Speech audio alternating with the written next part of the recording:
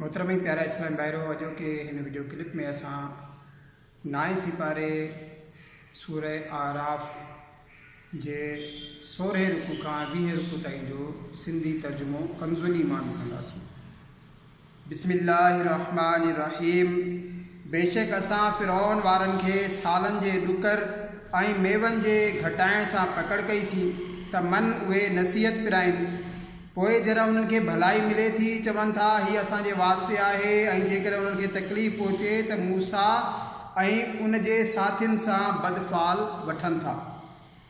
ॿुधो, उन्हनि जे हिसे जी शामत त अल्लाह वटि आहे, पर उन्हनि जी घणनि खे ख़बर न आहे। चवणु लॻा, तूं कहिड़ी बि निशानी वठी करे असां वटि अची जो असां ते उन सां जादू करी, असां कंहिं बि तरह उन ते ईमान आणण वारा न आहियूं। पोइ असां उन्हनि ते मोकिलियो तूफ़ान ऐं मकड़ ऐं सुरो या चिचड़ या जूं ऐं ॾेडर आणे ऐं रत जुदा जुदा निशानियूं। पोइ उन्हनि वॾाई कई ऐं उहा मुजरिम क़ौम हुई।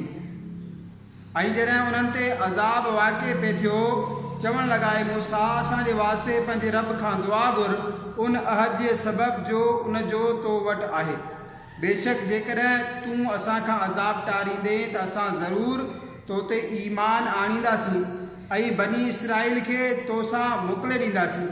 पोइ जॾहिं असां उन्हनि खां अज़ाब टारे छॾियो हिकु मुदत जे वास्ते जंहिं ताईं हिननि खे पहुचणो आहे, तॾहिं उहे फिरी विया। पोइ असां उन्हनि खां बदिलो वरितो, पोइ उन्हनि खे दरिया में ॿोड़ियोसीं। हिन करे जो असांजूं आयतूं कूड़ियूं सम्झंदा हुआ ऐं उन्हनि खां गाफ़िल हुआ, ऐं असां वारिस बनायो उन क़ौम खे जंहिंखे कमज़ोर रखियो वियो हो, उन ज़मीन जे मशरिक़नि ऐं मग़रिबनि जो जंहिंमें असां बरकत रखी, ऐं तुंहिंजे रब जो चङो वाइदो बनी इसराइल सां पूरो थी वियो। उन्हनि जे सब्र जे बदिले असां बर्बाद करे छॾियो जो कुझु फ़िरौन ऐं उन जी क़ौम ठाहींदी ऐं चुनाई कंदी हुई। ऐं असां बनी इसराइल खे दरिया पार करायोसीं त उन्हनि जो लंघ अहिड़ी क़ौम वटां थियो जेका पंहिंजे बुतनि जे आॾो झुकियो वेठी हुई। चयाऊं, मूसा असांखे बि हिकिड़ो ख़ुदा ठाहे ॾे जीअं उन्हनि जे वास्ते एतिरा ख़ुदा आहिनि। फरमायाईं, बेशक तव्हां जाहिल माण्हू आहियो, उहो हाल त बर्बादी जो आहे जंहिंमें उहे माण्हू आहिनि ऐं जो कुझु करे रहिया आहिनि सो पको बातिल आहे। चयाईं, छा अल्लाह खां सवाइ तव्हांजो ॿियो ख़ुदा तलाश करियां, हालांकि उन्हीअ समूरे ज़माने ते तव्हांखे फज़ीलत ॾिनी। ऐं यादि करियो जॾहिं असां तव्हांखे फ़िरौन वारनि खां निजात बख़्शी जेकी तव्हांखे बुरी तकलीफ़ ॾींदा हुया। तव्हांजा पुट कुही छॾींदा हुया ऐं धीअरूं बाक़ी छॾींदा हुया, ऐं उन में रब जो वॾो फज़ल थियो। ऐं असां मूसा सां 30 रातियुनि जो वाइदो फ़रमायो ऐं उन में 10 वधाए पूरियूं कयूं त उन जे रब जो वाइदो 40 रातियुनि जो पूरो थियो। ऐं मूसा पंहिंजे भाउ हारून खे चयो त मुंहिंजी क़ौम ते मुंहिंजो नाइब रह ऐं इस्लाह कंदो रह ऐं फ़सादनि जी वाट में दख़ल न ॾिजां। ऐं जॾहिं मूसा असांजे वाइदे ते हाज़िर थियो ऐं संदसि रब साणसि कलाम फ़रमायो, अर्ज़ु कयईं, मुंहिंजा रब मूंखे पंहिंजो दीदार कराए जीअं मां तोखे ॾिसां। फरमायाईं, तूं मूंखे हरगिज़ ॾिसी न सघंदे, पर हिन पहाड़ जी तरफ़ ॾिस। जेकॾहिं उहो पंहिंजी जाइ ते बरक़रार रहियो त अनक़रीब तूं मूंखे ॾिसी वठंदे। पोइ जॾहिं संदसि रब उन पहाड़ ते पंहिंजो नूर चमकायो त उनखे ज़रा ज़रा करे रखियाईं ऐं मूसा बेहोश थी किरी पियो।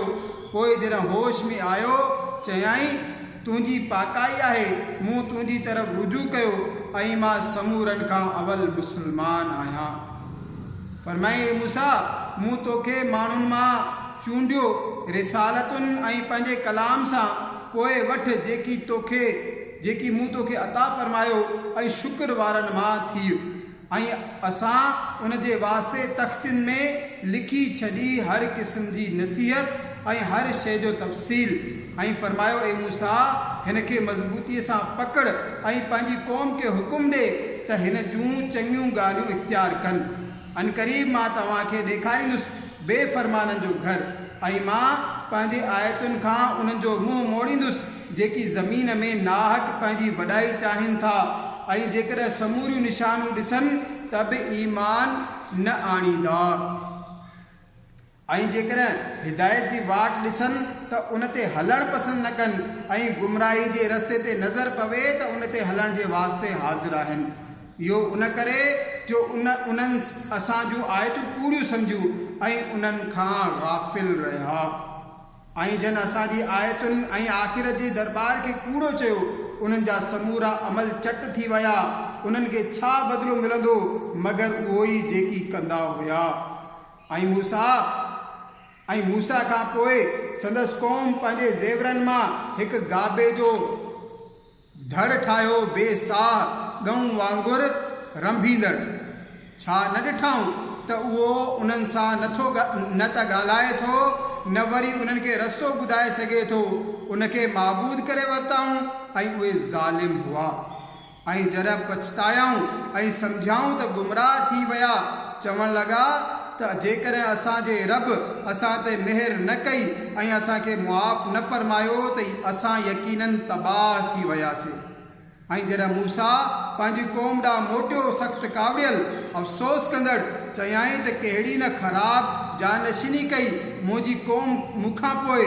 छा तव्हां पंहिंजे रब जे हुकुम खां तकड़ कई ऐं तख़्तियूं खणी फिटी कयाईं ऐं पंहिंजे भाउ जे मथे जे वारनि खे वठी पंहिंजी तरफ़ छिकियाईं चयाईं ए मुंहिंजी माउ जा पुट क़ौम मूंखे कमज़ोर सम्झो ऐं क़रीब हो जो मूंखे मारे विझनि पोइ दुश्मननि खे मूं ते न खिलाए ऐं मूंखे ज़ालिमनि में न मिलाए। अर्ज़ु कयाईं ए मुंहिंजा रब मूंखे ऐं मुंहिंजे भाउ खे बख़्श ऐं असांखे पंहिंजी रहमत में दाख़िल कर ऐं तूं समूरनि महिरबाननि खां वधीक महिरबान आहीं। बेशक जन गाबे खे पूॼा लाइ वरितो अनक़रीब उन्हनि खे रब जो गज़ब ऐं दुनिया जी ज़िंदगी में ज़िल्लत पहुचंदी ऐं असां बहुतान मड़ींदड़नि खे ईअं ई बदिलो ॾींदा आहियूं ऐं जन बुरायूं कयूं ऐं उन खां पोइ तौबह कयूं ऐं ईमान आंदाऊं त उन खां पोइ तव्हांजो रब बख़्शींदड़ महिरबान आहे। ऐं जॾहिं मूसा जी कावड़ ठरी त तख़्तियूं खणी वरिताईं ऐं उन जी लिखत में हिदायत ऐं रहमत आहे उन जे वास्ते जेके पंहिंजे रब खां ॾिजंदा आहिनि। ऐं मूसा पंहिंजी क़ौम मां 70 माण्हू असांजे वाइदे जे वास्ते चूंडिया। पोइ जॾहिं उन्हनि ते ज़लज़लो टुटो मूसा अर्ज़ु कयो त ए मुंहिंजा रब तूं चाहीं हा त हिननि खे ऐं मूंखे अॻु में ई हलाक करे छॾी हा। छा तूं असांखे उन कम जे करे हलाक फ़रमाईंदे जेको असांजे बेअक़लनि कयो। उहो त तुंहिंजो इम्तिहान हो उन सां गुमराह करी जंहिंखे वणई ऐं वाट ॾेखारी जंहिंखे घुरी। तूं असांजो मौला आहीं असांखे बख़्श ऐं असां ते महिर कर ऐं तूं समूरनि खां बहितर बख़्शणहार आहीं। ऐं असांजे लाइ हिन दुनिया में भलाई लिख ऐं आख़िरत में बेशक असां तुंहिंजी तरफ़ रुजू कयो। फरमायाई मुंहिंजो अज़ाब जंहिंखे वणे तंहिंखे ॾियां ऐं मुंहिंजी रहमत हर शइ खां वसी आहे।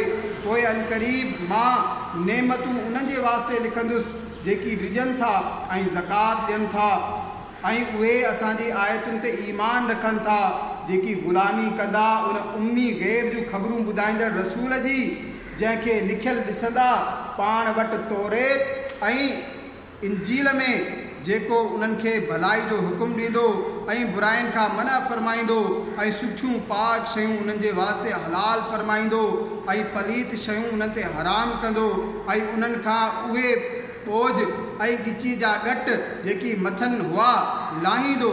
पोइ जेकी उन ते ईमान आणीनि ऐं संदसि ताज़ीम कनि ऐं उन जी मदद कनि ऐं उन तौर जी पैरवी कनि जेको ऐं उन नूर जी पैरवी कनि जेको उन सां गॾु नाज़िल थियो उहे ई बामुराद आहिनि।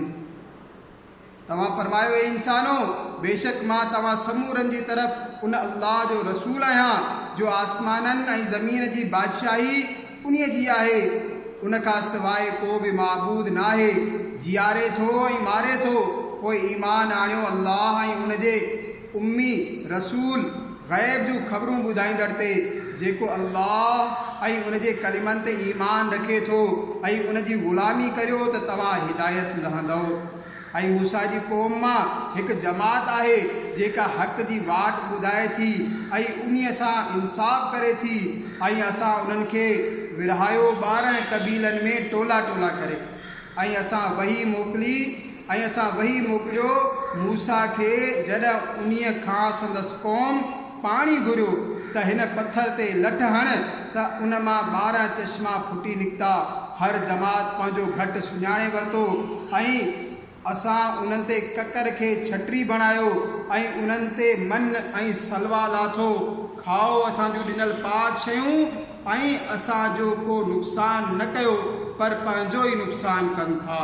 ऐं यादि करियो जॾहिं उन्हनि खे फरमायो वियो त हिन शहर में रहो ऐं हिन में जेकी वणेव खाओ ऐं चओ त गुनाह मुआफ़ थियनि ऐं दरवाज़े मां सजदो कंदड़ दाख़िल थिजो त असां तव्हांजा गुनाह बख़्शे छॾींदासीं, अन क़रीब नेकनि खे ज़्यादा अता फ़रमाईंदासूं।